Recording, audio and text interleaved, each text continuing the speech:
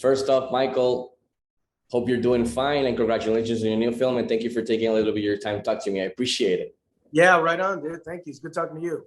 So quickly, Michael, I wanted to ask you, why do you think audiences love disaster, end of the world films so much? And why do you think they will enjoy this one, Moonfall?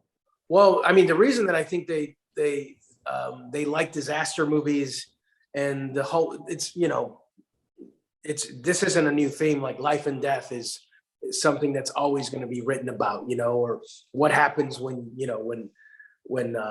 it hits the fan and you have to save your life. Like, what would you do? Like, would you is it your family? Is it like, what is it? Like, nobody ever knows until they get into that position, right?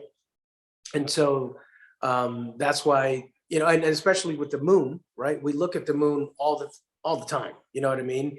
And people wonder, like, what's going on in the moon? So I think it's really cool to have a little play on that. I think it was really smart what they did.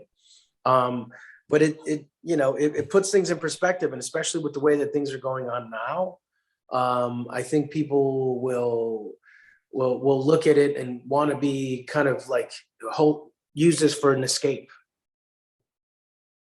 Definitely, yeah, we need that right now more than ever. How was your experience working with Mr. Roland Emmerich, and were you a fan of his work before you got to work with him? And as a fan, do you have a favorite film, one of the disaster films from Emmerich?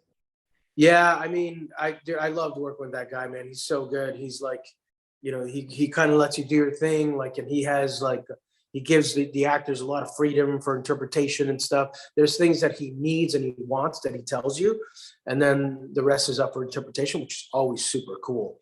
And so I love that freedom.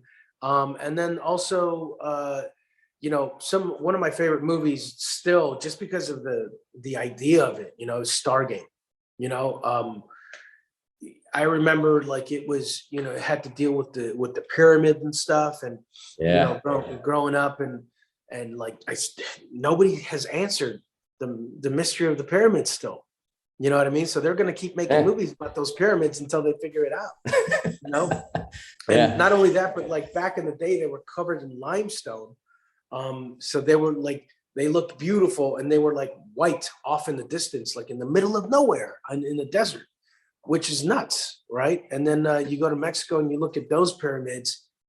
How in the world did they build them, man? You have no freaking idea. You have hundreds and hundreds of, maybe thousands of people just walking up and down from it, and it's nuts. So, yes, it is.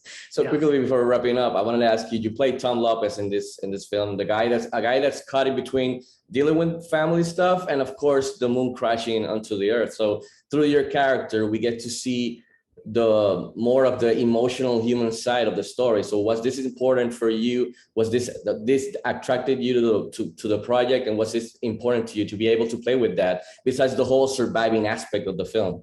Yeah, it is, because you want to anchor it in something, right? You want to hopefully have people that like can see themselves in the movie. And so I play the everyman who wants has a dream of having